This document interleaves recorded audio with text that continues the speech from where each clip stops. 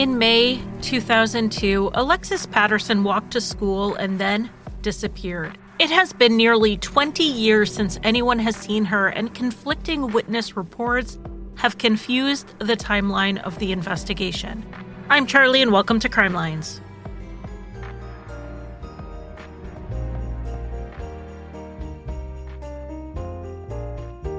Welcome to day 10 of the 12 days of Crime Lines. I've chosen a bunch of cases on my suggestion list that are too short for a full Crime Lines episode, but all cases I think need more attention. This is a case that had a lot of local attention, but it was overshadowed in the national news by another case, and this one needs to be solved. I want to thank Tiffany for suggesting it, so let's get into it. Alexis Patterson was born in April 1995 to Ayanna Patterson and Kenya Campbell. Their relationship didn't last, and in 2002, the 7-year-old Alexis lived with her mother, her stepfather, Laurent Bourgeois, and her baby sister in Milwaukee, Wisconsin. On the morning of Friday, May 3rd, 2002, Alexis got up for school and was in a bad mood. She had planned to bring cupcakes to school to share with her friends, but when her mom and stepfather found out she hadn't been doing her homework appropriately, they told her that she couldn't do it. That was her punishment for not keeping up with her homework. Like any 7-year-old who was facing a consequence, she was upset and also very disappointed she couldn't bring this treat. Laurent then walked Alexis to her school around 8 a.m. The school was half a block from their house, so it was a pretty short walk through a solidly residential area.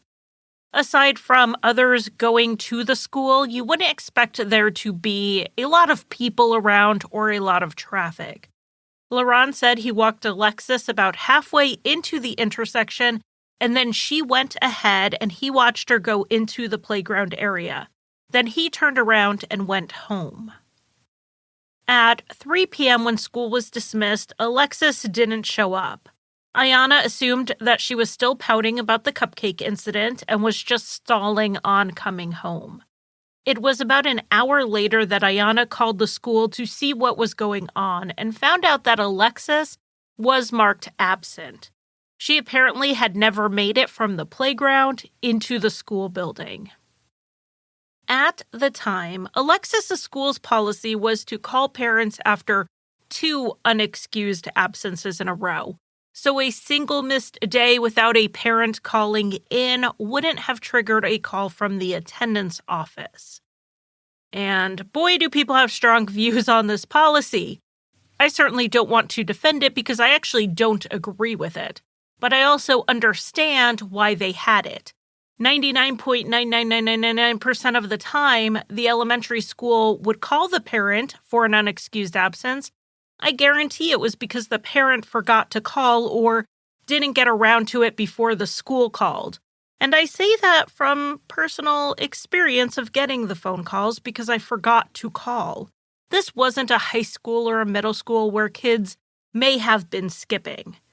I also don't know what the school's attendance rates were, but if this was a school that had low attendance, calling daily would take them half the day.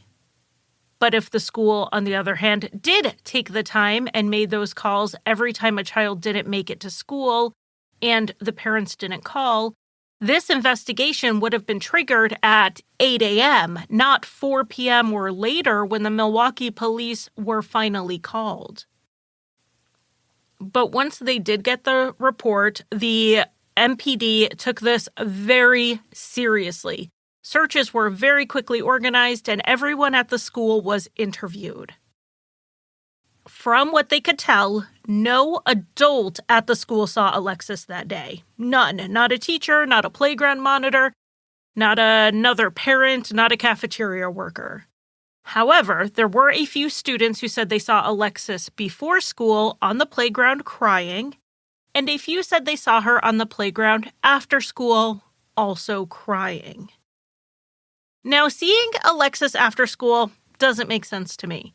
School pickup time is swarming with teachers, parents, aides, and everyone else coordinating the chaos of a school emptying. So I highly doubt these sightings were of Alexis.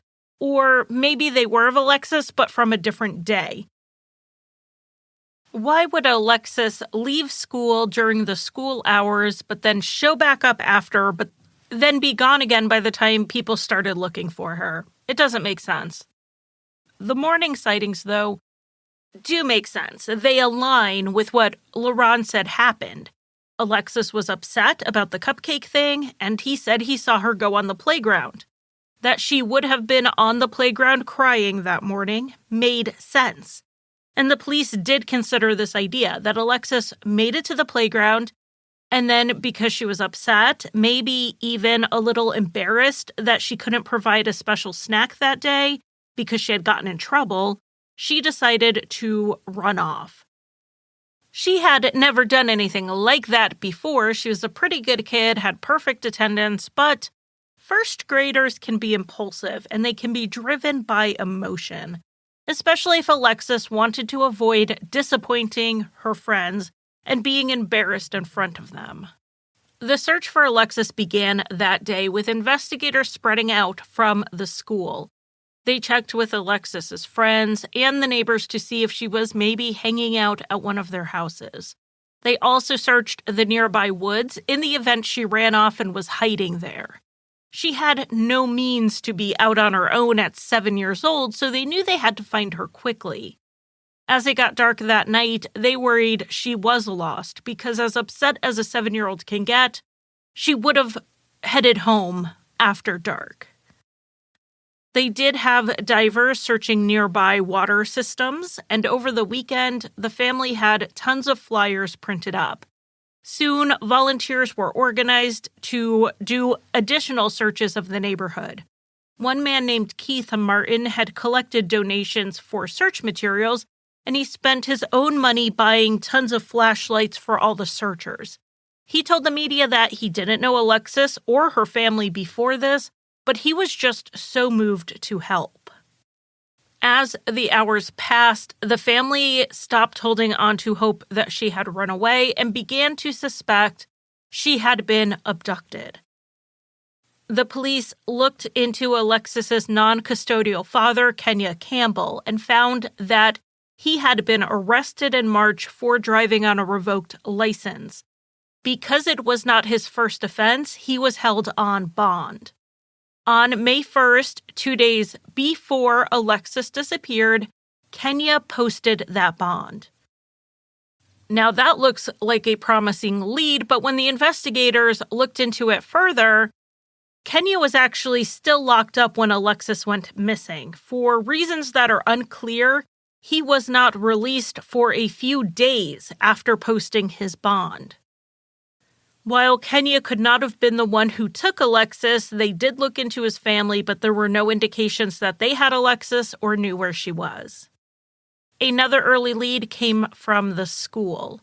There had been an incident prior to Alexis's disappearance where she was seen talking to a woman at the school, a woman she didn't know. This very well could have just been a friendly neighbor walking by the schoolyard that Alexis started talking to, so it wasn't an alarming situation immediately. But then just a couple days before Alexis disappeared, a witness said Alexis was speaking to the same woman again. Alexis was told to not talk to people she didn't know after this happened. A few children at the school also said they saw a red truck parked near the school in the days before Alexis's disappearance, and then after, it was never seen again. This opened up the question if someone was stalking the school that week. I mean, there are other explanations for this truck. Maybe the person driving it was visiting someone in the neighborhood for the week and then left.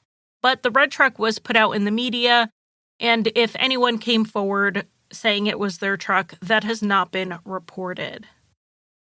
And yet another angle to consider. No adults except Ayanna and Laurent saw Alexis that day. They only had Laurent's word for it that Alexis made it to school.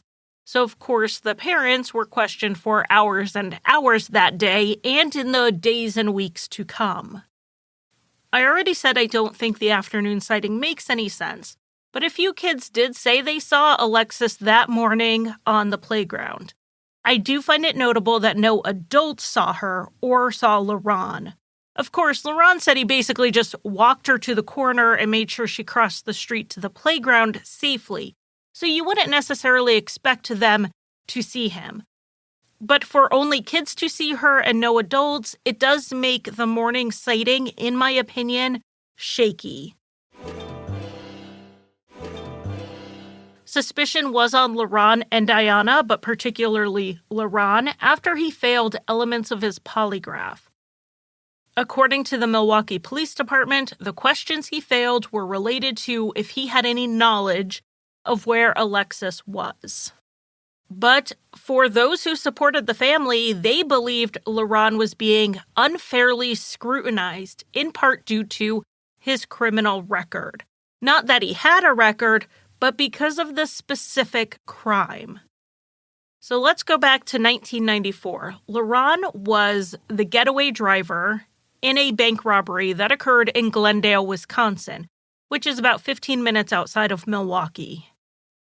When Officer Ronald Hedbaney came to the scene, he found himself face-to-face with one of the suspects, who was taking off on foot. The suspect shot Officer Hedbaney in the neck, and Ronald Hedbaney died on the way to the hospital at the age of 42. LaRon managed to cut a deal, something not common when you are in any way involved in a crime that leads up to the murder of a police officer.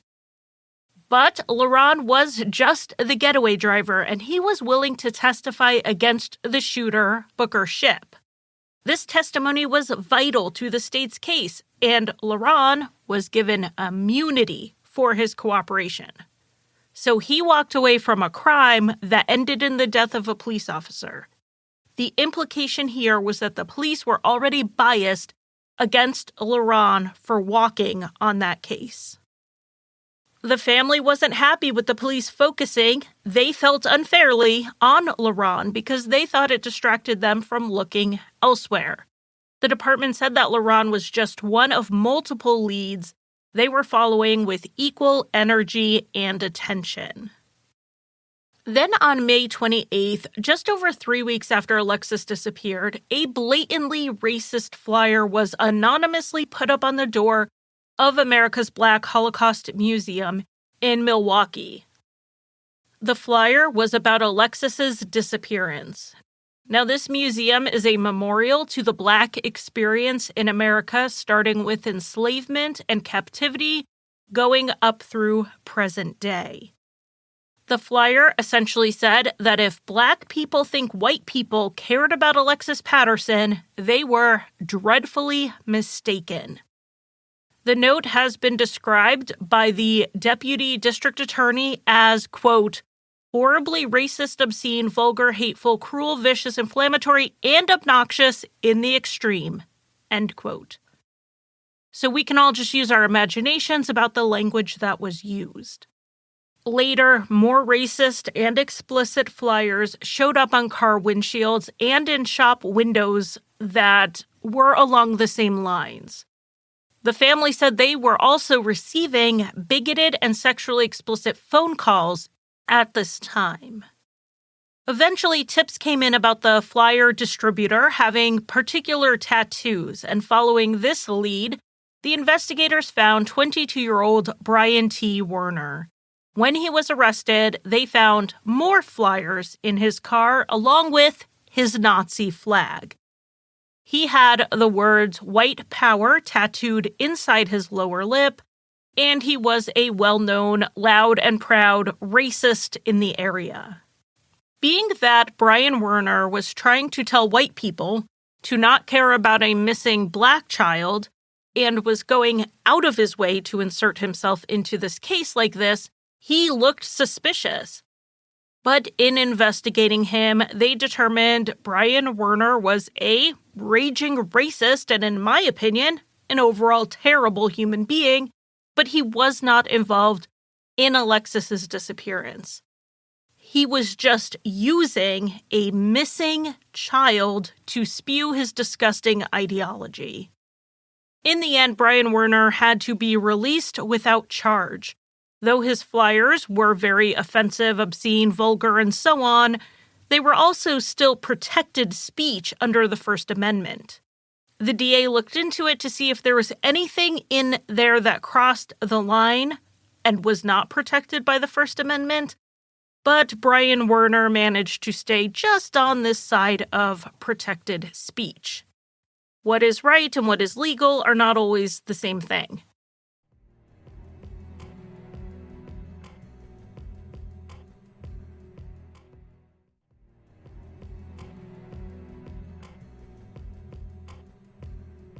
In June 2002, the police released some security footage from the night before Alexis was reported missing. It's only a 15-second clip, and it shows Alexis, her mother, and her stepbrother all at the Jewel Osco store shopping for those cupcakes Alexis planned to bring to class. In the video, Alexis was wearing the same jacket and hairstyle as she had going to school the day she disappeared. The jacket was a nylon hooded pullover that was red and had a gray stripe down the sleeve. Her hair was in 2 French braids that were pulled back into a ponytail. Investigators hoped that people seeing Alexis, very much how she looked on her way to school that day, would have their memories jarred a bit. Alexis's story kept receiving a lot of local attention in the media, particularly when the investigators would release things like the description of the red truck or this security footage. The case began getting national attention on shows like America's Most Wanted, though these were generally small segments. Then, on June 5th, 2002, a month after Alexis disappeared, a teen in Utah was kidnapped from her luxury home. And Elizabeth Smart's disappearance pushed many other cases out of the spotlight and out of the headlines as the 24-hour news cycle ran constant updates. Many major news outlets were sending their own reporters out to Salt Lake City to cover the case and to get exclusives. Some of those same papers weren't even picking up the few stories the Associated Press released on Alexis Patterson. They weren't even aggregating the existing coverage into a new article. They were essentially ignoring the case.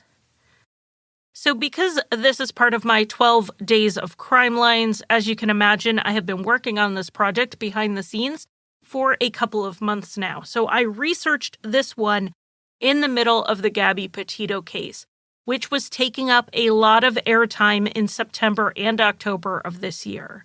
And there was conversation, including from Gabby's family, about making sure all missing persons cases get the coverage they need. That was a conversation people were having around the Elizabeth Smart kidnapping, though on a much smaller scale since we didn't have social media back then. Elizabeth Smart, much like Gabby Petito, got the coverage she deserved, coast to coast and even internationally. This was coverage that contributed to Elizabeth being found alive 9 months later. And the coverage on Gabby Petito helped with the recovery of her remains. The coverage reached someone who had been in the area at that time. They went through and looked at their video and photographs that they took, and they found a shot that included Gabby Petito's van. The authorities searched near where the van was, and that's when they found her body. That's the power of the media running a case to fill the 24-hour news cycle. Yes, many are doing it for the ratings or the ad revenue, but who cares as long as it works? Now, what if Alexis's case had gotten that same attention? The disparities in reporting between Alexis Patterson's case and Elizabeth Smart's case are generally put down to race and socioeconomic status, which are similar conversations around the Gabby Petito case. Another similar case this can be compared to along the same lines is Kyron Horman. The cases are eerily similar. They were both 7. They both had a step-parent take them to school where they never made it to class, and yet Kyron Horman's case is more well-known. With Kyron, I think we have another factor here to consider, and that is social media. When Kyron went missing in 2010, millions more people were online and conversing about cases and sharing news. But I have noticed that this case does get brought up in true crime discussion groups, and like in Kyron's case, a lot of suspicion does fall on the step-parent. In 2003, a year after Alexis disappeared, Ayanna and Lars split up. They had a domestic dispute that he was arrested for. He was charged for beating Ayanna and threatening to kill her. Their divorce was final in 2005, but from what I've seen, Ayanna has never accused Lars of doing something to Alexis. She has continued to believe Alexis was kidnapped and that she is out there somewhere. She has been vocal in the media fighting to keep Alexis's story in the public eye for nearly 20 years now. There have been tips over the years that have taken the police in a number of directions, including one that sent them all the way to Baton Rouge, 1,000 miles south of Milwaukee. There were other tips that kept them closer to home, like one to a television station telling them to search the Milwaukee River. The reporting soon trailed off to mostly just anniversary coverage, but I have to say this case does get a lot of anniversary coverage, in large part due to Alexis's mother, Ayanna. She is always right there at vigils, reliving her trauma by doing interviews just to keep the case out there, and she has done that while raising her other children. Alexis's story and the picture of the adorable 7-year-old with the huge smile caught Milwaukee's attention early on. But this continued coverage is because Ayanna makes sure it is there, and so does the Milwaukee Police Department. That said, their prevailing theories appear to be different. Ayanna believes this was an abduction and that Alexis may still be alive out there, and the authorities largely seem to continue to suspect Lars. In 2012, there was an unusual lead in the case when serial killer Israel Keyes was arrested for the murder of Samantha Koenig. A search of his computer and his girlfriend's computer showed a list of missing persons that he searched. I talked about this list in my November Patreon episode on Israel Keyes, and this list is known as the Name is 44. Alexis Patterson is a name on the Name is 44. Israel Keyes, for some reason, had this little girl's missing persons information on his computer. It has been confirmed that 2 people on the Name is 44 list were Keyes victims, Bill and Lorraine Courier. But there were others that definitely were not. At least one went missing before Keyes was even born. So Alexis being on the list does not mean she was kidnapped by Israel Keyes. Keyes often did not search directly for his victims, but rather information around them to hopefully stumble on the news reports. He didn't generally want his victims to be easily found, having been searched on his computer. So it is possible he was looking for another case of a missing person either from that area or in that time frame. There is another name on the Name is 44 from Wisconsin, and that's 15-year-old Kayla Berg, who went missing from about 3 hours north of Milwaukee in 2009. It's possible in searching for Alexis Patterson, he was actually searching for someone else who went missing from Wisconsin in 2002. I checked the Wisconsin Missing Persons site and found 4 missing people, 3 of whom fit Keyes' victim profiles more than Alexis did. I also checked with Josh, the host of True Crime BS, which is a deep dive into Israel Keyes. He looked in his notes and let me know that, from what he understands, Alexis is very unlikely to have been a Keyes victim. In the year since Alexis's disappearance, her father Kenya and her stepfather Laurent both ended up back in prison. And with their subsequent court cases, Alexis's case got a little more media attention. Laurent's charge was in 2009, and that was for selling heroin. Kenya was charged with felony child abuse and child neglect for abusing his infant daughter in late 2013. The injuries were severe, very severe. Kenya was given an 18-year prison sentence. But we already know he could not have been involved in Alexis's kidnapping because he was in jail for other charges.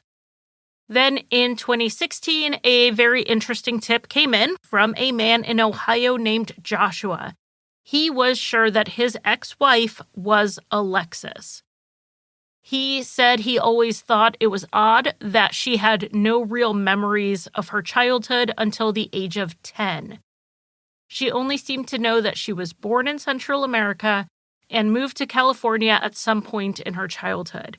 She didn't have the usual remnants of a childhood like school papers or even photographs like he would expect.